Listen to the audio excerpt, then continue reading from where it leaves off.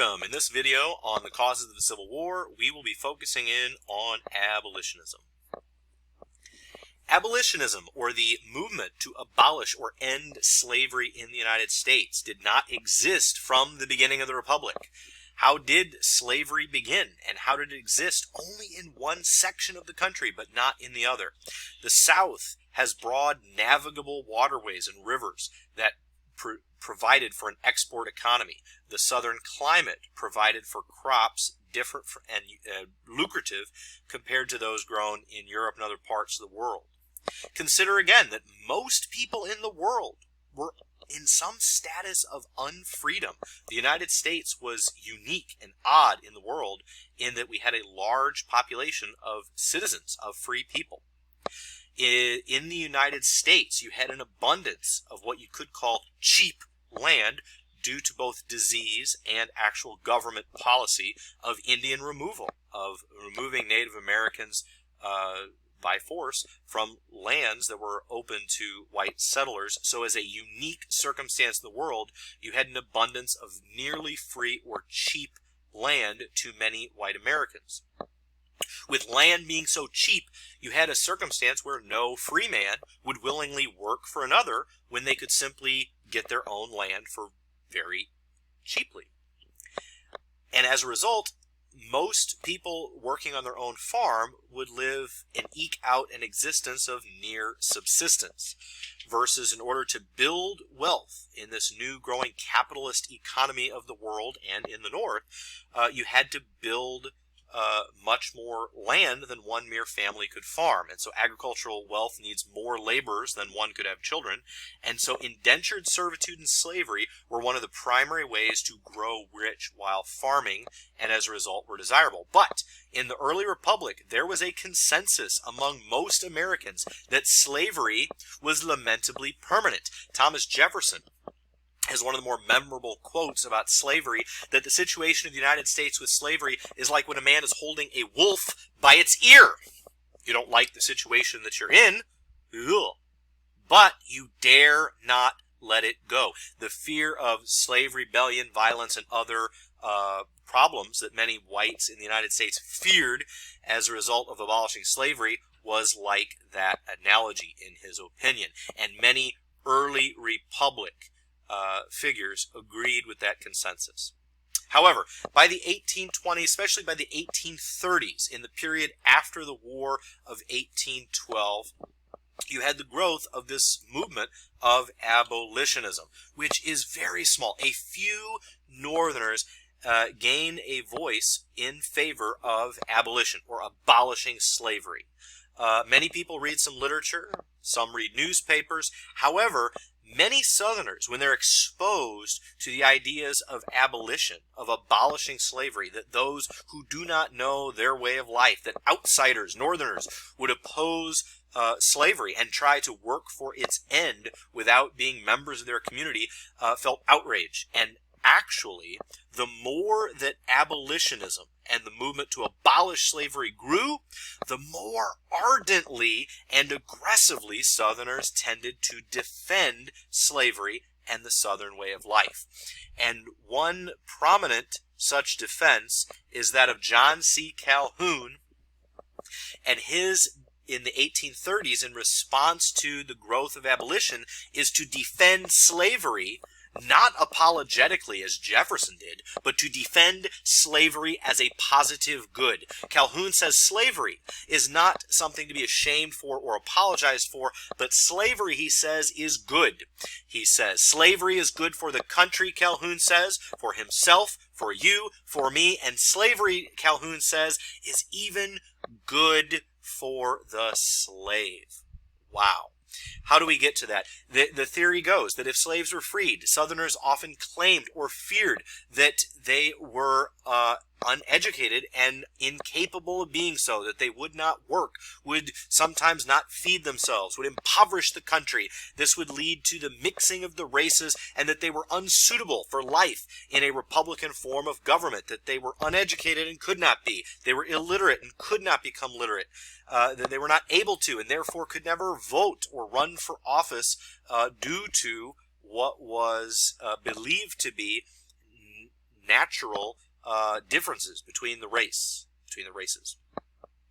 And Calhoun and other Southerners argue that their social system of slavery made slaves actually better off than the poor and many immigrants and many poor whites in the North. It's not contemporaneous this period, but many of you may be familiar with The Jungle by Upton Sinclair, and this example of the terrible poverty of immigrants, terrible poverty in the big cities in another era, but the same claims would be made by Southerners here. That if people in the North were poor, you had homelessness, and a slave, Calhoun would say, is never homeless. That in the North, if you become too old to work or too disabled, you could be thrown out on the street. Not so. They would argue that slaves had cradle-to-grave security. This train of thinking has many points of logic, but it falls victim to the fruit of the poisonous tree claim. He makes one bad assumption and follows it up with logical reasoning. And so many people struggle to find the flaw in his logic, but it comes at the very, very beginning, that his views of intellect are based on race, and that slaves are incapable of being educated because it was difficult to point to a single slave and very hard to point to a single black man or woman who was educated, but the laws prohibited educating slaves. And so due to that faulty premise, he found his argument difficult to rebut in the time. Now, to talk about these actual abolitionists, the most famous of the abolitionist writers is a man named William Lloyd Garrison, and the newspaper he started in 1830, I believe, called The Liberator. And in it, he said that he would not equivocate, he would not apologize, and he would be heard. He made the bold claim, slavery is wrong, slavery is sin, slavery is always and everywhere wrong, and it didn't matter what the Constitution said, it didn't matter what the laws say, that God's law is above man's law, and that it didn't matter. And this terrified Southerners and electrified only a small few of his northern allies. And we will do a reading on William Lloyd Garrison soon. It's at this point that I want to emphasize how small a minority that people like William Lloyd Garrison were. A very few Northerners were those who read his newspaper and agreed with it, and many in the South, his publications were banned. You could talk about freedom of the press, but remember, freedom of the press has limits. You don't have unlimited freedom to, for example, fighting words, and the types of things printed in the Liberator were deemed so outside the possibility of what was tolerable that many Southern newspapers and post offices would prohibit the printing or reprinting of the types of things Garrison would publish. So this chart here is not to scale, but I want to give you some insight, because one of the big misconceptions we spoke about in the previous video was that we assume many Northerners shared a view of racial equality, such as many of us have today. The idea that all Northerners started the Civil War as a crusade against slavery because they believed in equality of the races. But let's break this down further. First, not to scale, but when you look at Americans in general, white America, you have Southerners who universally 95+% of Southerners agreed and supported the system of slavery as it existed. And even in the North, you had, for a long time, a majority of even Northerners, this half of the pie on the left here representing the North, being Democrats, and almost all Democrats had no issue with slavery. And then, even in the 1850s, if you had a chunk of the North, a quarter of the people, give or take, in the United States, and you look at Northerners who were Republicans, many of them, right here, they only limited their opinion to non-extension.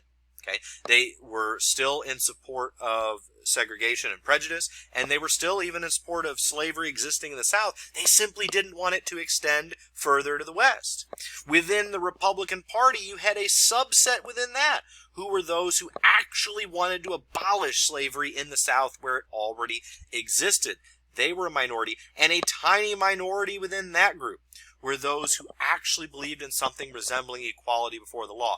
Now this would change, and these two groups would balloon and grow to nearly be a majority of Northerners for a temporary period at the end of the war, pushing through the Civil Rights Amendments, partially as a way to punish the South for the war and ensure that the South would not be able to reinstitute slavery.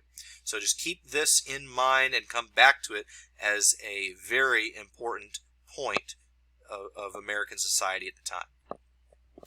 Our last couple of topics on abolition would be abolitionist literature. And one of the very most famous pieces of abolitionist literature would be Harriet Beecher Stowe's 1852 novel, Uncle Tom's Cabin. Uncle Tom's Cabin is, the main character is Tom, a slave.